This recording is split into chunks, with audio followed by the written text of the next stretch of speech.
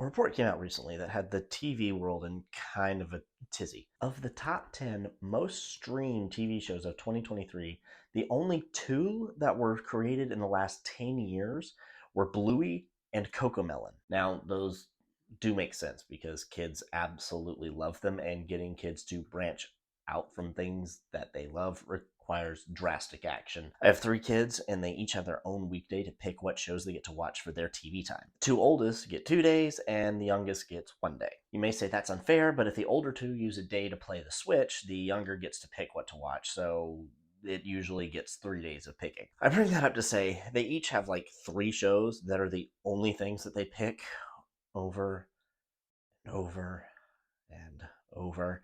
And I had to make the weekends my days to pick just to show them that other things exist. The point being, I'm shocked that those two aren't the most watched shows because there are probably households that have not stopped watching at least one of those shows for 3 or 4 years. Weirdly, though, the most watched show was Suits. It's not a bad show. I watched it when it was actually on TV, and while the Legal Eagle has called it laughable at times, it's fun to watch a legal show about corporate law because it's a world that most of us have no idea what goes into, and it's kind of fascinating to see. It is a good show, but the most watched show of the year?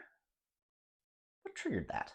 Anyway, a lot of TV YouTube has begun making theories about why no new shows broke into the top 10, and some valid points have been made. The new stuff is crap because modern writers are kind of bad right now. No shows came out last year that made a massive pop culture impact, and there are too many new shows, so there is no case of everyone watching the same shows. But back then, when there were fewer choices, we all watched the same shows, so we're all sentimental about the same ones. And I think there's some truth to all of these, really. But I have a theory that has not been brought up that much, and it's something that reveals a way visual storytelling needs to evolve. In the early days, we had movies, and that was it. Some were long, some were short, but the only way to see them was the theater. Then we had the availability of the TV, and the world quickly divided into three categories: movies, drama TV, and comedy TV. Movies were where you put the longer stories. Drama TV could be told in an hour, and comedy TV was a half hour. And occasionally you had anomalies like Columbo that were an hour and a half each, but there also weren't very many episodes a season. Now, as far as storytelling went, everything had a very consistent format. Characters on TV were static. The only progression allowed was adding or removing characters because people didn't have a reliable way of going back to catch up. If you missed an episode, there was a chance that you would never see it again. Reruns were a thing, but you didn't get to pick which episodes you watched. So episodes rarely had series-shattering change in them, or even relied on the audience seeing the previous episodes, except for the occasional cliffhanger, and those were usually used for the halfway break from December to January, or the season break from May to December to create buzz for the show's return and guarantee a large viewership. There were also infrequent miniseries, and these were kind of interesting in that they were too long to be a movie, so they were broken into TV episodes, and you had to watch all of them because they were a consistent narrative, and if you missed one, you would be lost. If they were popular enough, they'd be reshown, and you'd have another chance to see the whole thing. Two-part miniseries were huge in the 90s. I think ABC had like one a month for a couple of years there. All of this was the standard for years. Things progressed just a little bit, weirdly, because they started to have children in the casts. Like I said, characters tend to be pretty static. They weren't allowed to progress. But if you have a show with a 7-year-old and the show runs for 7 years and he's 14 at the end, he has to grow up somehow and kind of develop into a mini adult as the show goes on. The adults in the show, however, usually remained unchanged throughout the whole series. Cheers kind of changed the game, and it actually allowed its adult characters to very slowly progress, and that led to Friends and Frasier also going with that concept as well. We had daily soap operas, but those usually progressed glacially, and anything you missed in one episode could be summed up in one or two sentences to get you caught up. For decades, this was the way things worked, but there were 3 days that changed everything. On Sunday, November 4th, 2001, Harry Potter and the Philosopher's Stone premiered in London. Harry Potter was the first time that a movie was released confident enough in its success that it released a movie that required a sequel. If Philosopher's Stone bombed and it was the only one made, there would be a laundry list of unanswered questions about that story. No effort was put into wrapping things up just in case. Then, 2 days later, 24 premiered on Fox. 24 is kind of forgotten now, but it is one of the most important TV shows ever made. 24 was the first time that a full 24 episode season of TV was made that required you to see every single episode. If you missed just one, you were screwed. See, the executives are taking a risk based off of a couple of new assumptions.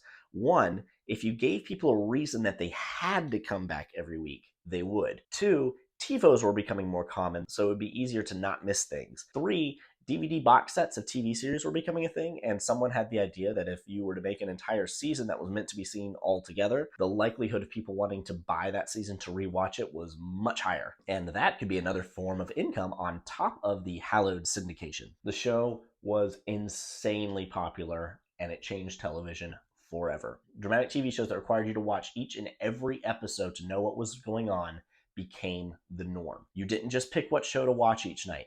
You committed to watching shows and you scheduled your week around them. Even comedies started to get in on this. Within 1 year, characters were allowed to develop and plot twists were introduced. It was a goldmine strategy. Have things happen in shows so viewers couldn't risk missing a single episode. This is when more of the long-running story arcs started to pop up in Friends, for better or for worse.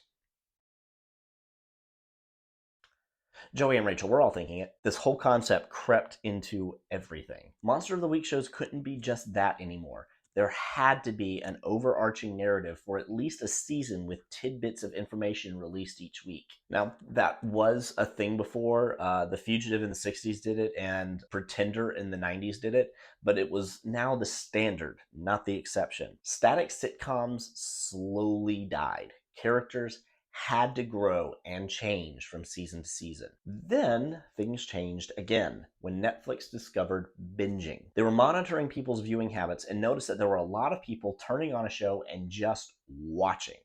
And this gave them the idea of dropping an entire season in one fell swoop. People thought it was insane. That's not how TV works. That's not how it has ever worked. You need to pace out your shows to keep people's interest. Netflix didn't listen, and it was a huge success. And now that's the norm, with a few exceptions. Prime and Apple still release their TV series weekly. This is where we are now. So why are all of the top streaming shows older? Only NCIS and Heartland are still on, but they started in 2003 and 2007. Many have pointed out that a majority of modern writing is kind of crap, and this is true, but what about those things that are written well and are popular, like Stranger Things, Reacher, Last of Us, and Wednesday? I think there's something else going on here, and it involves the potential for a paradigm shift for the entire storytelling industry. We don't really make TV series anymore. Stranger Things is 4, going on 5, really long movies. Reacher is 2 really long movies. Jack Ryan is 3 really long movies. Ted Lasso is 1 really long movie in 3 acts. I can't speak to Yellowstone because I haven't seen it yet, but its prequels are really long movies. And one thing about movies is that a shorter one can be something you just decide to watch because it sounds fun. But longer ones require a commitment.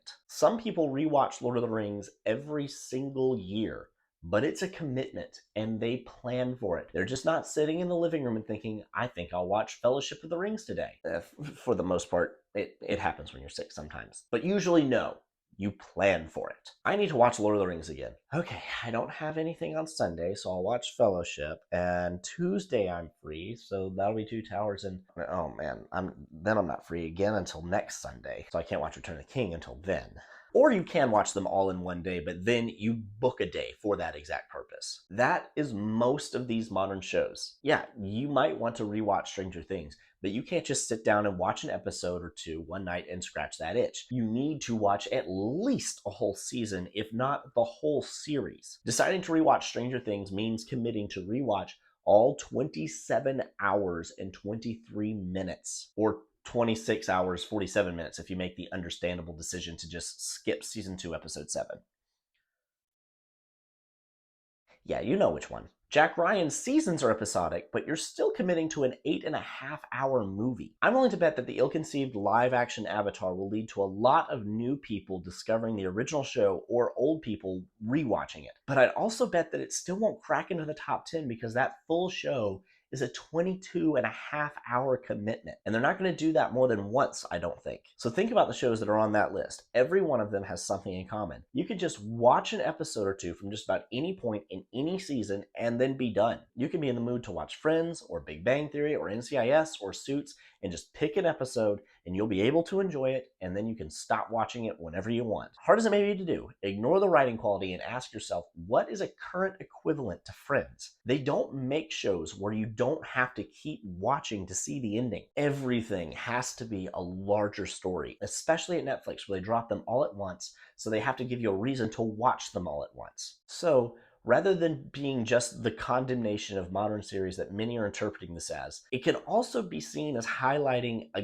gap inside of the products being offered. Everything right now is built toward binging, but the most watched shows are built toward being able to turn them on and off whenever you want. So, I don't know. Maybe streamers should look into a comedy series that just has an episode a week with no longer plan. Just people being people and getting into funny or dramatic situations. You can still have events affect the next episode. Gilmore Girls is basically Consequences the series, subtitle and how Rory is basically immune to them. But you don't need to have a large planned narrative. This is where the paradigm shift needs to come in. We need to break out of our traditional mindset. Why are episodes generally half or a full hour? Because that's how TV did it. Why can't we have a series where the episodes are 10 minutes long? That could actually be kind of fun. Why are series generally 8, 12, 16, or 24 episodes long? Because that's how TV did / still does it. How about instead, you write your story and then figure out how many episodes it breaks into? If a streamer were to make a more sitcom-y type show that airs an episode a week or even every 2 weeks,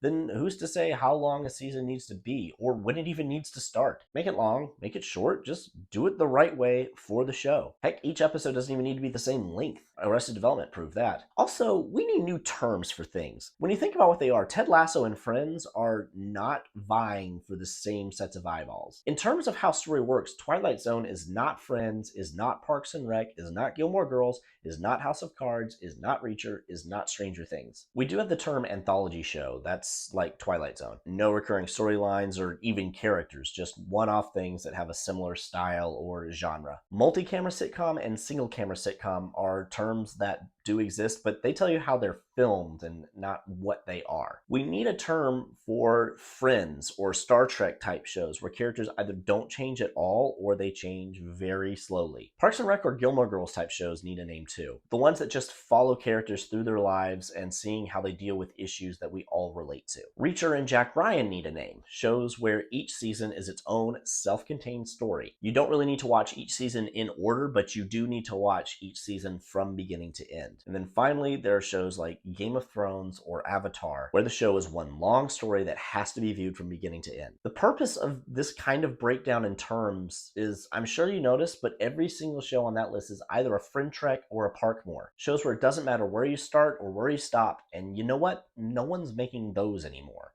I do kind of miss them a little bit. I'm going to be honest with you. This is all a really fun thought experiment, and the internet is full of theories about why this list is what it is. But I think they're just about all wrong, including the one I just gave you, and people are blowing this out of proportion because the answer is actually really, really simple. They cheated.